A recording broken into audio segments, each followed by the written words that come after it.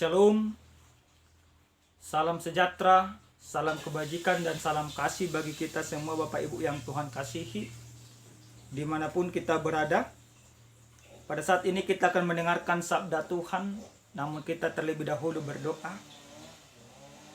Terpuji dan termulia nama-Mu ya Tuhan, buat segala kebaikan-Mu dalam hidup kami. Pada saat ini kami mau mendengarkan sabda Tuhan, urapi kami supaya kami mengerti sabda-Mu. Terima kasih Bapa. Dalam nama Yesus kami berdoa. Amin. Bapak Ibu, adapun kebenaran firman Tuhan yang akan kita dengarkan pada saat ini tertulis dalam kitab Injil Markus pasal 13 ayat pertama sampai dengan ayat ke-8. Demikian firman Tuhan. Ketika Yesus keluar dari bait Allah, seorang muridnya berkata kepadanya, "Guru, lihatlah betapa kokohnya batu-batu itu dan betapa megahnya gedung-gedung itu." Lalu Yesus berkata kepadanya, "Kau lihat gedung-gedung yang hebat ini? Tidak satu batu pun akan dibiarkan terletak di atas batu yang lain. Semuanya akan diruntuhkan." Ketika Yesus duduk di atas bukit Zaitun, berhadapan dengan bait Allah, Petrus, Yakobus, Yohanes dan Andreas bertanya sendiri kepadanya, "Katakanlah kepada kami, bila manakah itu akan terjadi dan apakah tandanya kalau semuanya itu akan sampai kepada kesudahannya?" Maka mulailah Yesus berkata kepada mereka, "Waspadalah supaya jangan ada orang yang menyesatkan kamu. Akan datang banyak orang dengan memakai namaku dan berkata, 'Akulah dia,' dan mereka akan menyesatkan banyak orang. Dan apabila kamu mendengar deru perang atau kabar tentang perang, janganlah kamu gelisah. Semuanya itu harus terjadi, tetapi belum kesudahannya. Sebab bangsa akan bangkit melawan bangsa dan kerajaan melawan kerajaan. Akan terjadi gempa bumi di berbagai tempat dan akan ada kelaparan. Semua itu barulah permulaan penderitaan menjelang zaman baru." Sampai di sana pembacaan kebenaran firman Tuhan. Bapak Ibu yang Tuhan kasihi dalam Kristus Yesus, siapa di antara kita yang tidak takut mendapatkan hukuman? Tentu semuanya orang takut mendapatkan hukuman. Bahkan salah satu ketakutan manusia di dalam kehidupannya adalah mendapatkan sebuah hukuman. Kebenaran firman Tuhan yang sampai kepada kita pada saat ini, bagaimana sebuah kebenaran disampaikan oleh Yesus kepada para muridnya. Kalau kita membaca dalam ayat yang pertama sampai yang kedua, bagaimana para murid menyampaikan sebuah kekaguman atas bait Allah yang mereka peroleh, yang ada di Yerusalem. Bait Allah itu dikatakan oleh para ahli teolog itu didirikan oleh Herodes Agung pada saat itu. Bait Allah itu berdiri kokoh dengan megahnya di atas Gunung Moria. Semua orang Yahudi pada hakikatnya bangga dengan bait Allah itu.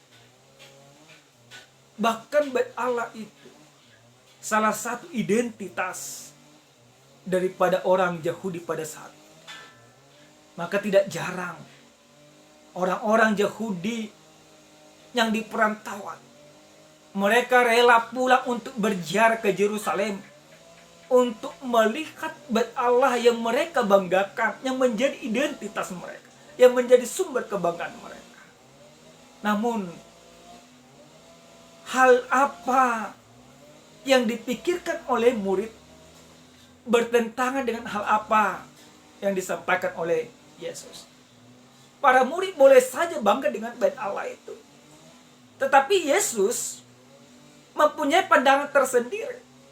Justru ketika para murid menyampaikan kebanggaan Yesus justru menyampaikan, yaitu sebuah hukuman akan terjadi bagi Yerusalem. Apa yang dikatakan oleh Yesus dalam ayat kedua, bahwa tak ada dua batu yang terletak di atas batu yang lain, semuanya akan diruntuhkan seperti tanah. Tentu penghakiman atau hukuman yang akan terjadi ini membuat para murid bertanya-tanya, kapankah itu akan terjadi? Kapankah yang dinubuatkan Yesus ini akan terlaksana kepada Yerusalem, kepada bait Allah yang mereka dirikan dengan kokoh? Itulah dasarnya kenapa Petrus, Andreas, Yakobus dan Yohanes memberanikan diri bertanya kepada Yesus. Apa yang mereka tanyakan?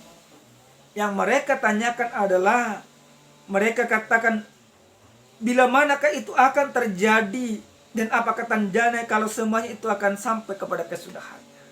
Mereka melihat, mereka ingin tahu bagaimana proses terjadinya itu, apa tanda-tandanya kalau itu akan terjadi, kalau Allah itu akan diruntuhkan. Namun jawaban daripada Yesus jauh dari apa yang dipikirkan oleh para murid. Yesus tidak memberikan tanggal dan waktu. Karena bagi Yesus bukan soal tanggal dan waktu yang terpenting. Bagi Yesus yang terpenting adalah bagaimana orang-orang percaya itu senantiasa hidup dalam iman, senantiasa hidup dalam kebenaran ketika penghukuman itu akan datang nantinya. Lalu Yesus katakan, waspadalah supaya jangan ada orang yang menyesatkan kamu. Inilah tanda-tandanya. Tapi sebelum Yesus menyampaikan tanda-tandanya, yang Yesus sampaikan pertama sekali kewaspadaan mereka. Artinya keteguhan iman mereka. Ketika tanda-tanda itu akan terjadi, yang Yesus inginkan setiap orang percaya, para murid senantiasa hidup dalam kebenaran. Makanya Yesus katakan, waspadalah supaya kamu jangan disesatkan. Karena dengan iman yang teguh, iman yang benar, maka tantangan dan persoalan yang datang sekalipun tidak akan mempengaruhi iman percaya kepada Yesus. Itulah dasarnya mengapa Yesus katakan dalam ayat kelima, waspadalah supaya kamu jangan disesatkan. Lalu Yesus sampaikan pengajaran selanjutnya. Yesus katakan dalam ayat ke-6, akan datang banyak orang dengan memakai namaku dan berkata, akulah dia, dan mereka akan menyesatkan banyak orang. Ini pertama. Yang pertama, tanda-tandanya akan banyak nabi-nabi palsu, Tuhan-Tuhan yang palsu, Yesus-Yesus yang lain, yang menawarkan seakan-akan keselamatan, padahal tujuannya tidak. Tujuannya adalah untuk menyesatkan iman. Tanda-tanda yang kedua yang disampaikan adalah, kamu akan mendengar dari perang atau kabar-kabar tentang perang. Janganlah kamu gelisah. Yang pertama tadi tanda-tandanya akan banyak orang seakan-akan Yesus, seakan-akan juru selamat, yang menawarkan keselamatan. Yang kedua akan ada perang. Tetapi Yesus katakan, ketika kamu mendengar akan ada perang, jangan kamu gelisah. Yang artinya seperti apa? Jangan kamu kehilangan iman. Jangan kamu kehilangan pengharapan kepada Tuhan. Jangan kamu meninggalkan Yesus dari kehidupanmu. Jangan kamu gelisah, Yesus kata. Karena apa? Karena kegelisahan itu membuat orang sulit berpikir benar dan sulit menentukan kebenaran. Maka Yesus katakan, jangan gelisah. Lalu yang berikut, Yesus katakan, akan ada bangsa bangkit melawan bangsa dan kerajaan melawan kerajaan. Akan ada gempa bumi dan akan ada kelaparan. Tetapi Yesus peringatkan, semuanya itu masih permulaan. Para murid pertama tadi bertanya, kapan akan terjadi reruntuhan itu, penghakiman itu, kedatangan Yesus yang kedua kali itu. Tetapi yang Yesus sampaikan, tidak soal waktunya, tetapi kesiapan mereka.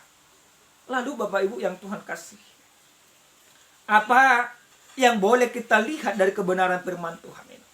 Sesuai dengan tema yang sampai kepada kita pada saat ini, waspadalah jangan sesat. Apa yang boleh kita himani dari kebenaran firman Tuhan ini? Yang pertama sekali, Tuhan mau mengatakan kepada kita, firman ini mau mengatakan kepada kita, yaitu bahwa terang firman Tuhan harus tetap ada di dalam diri kita.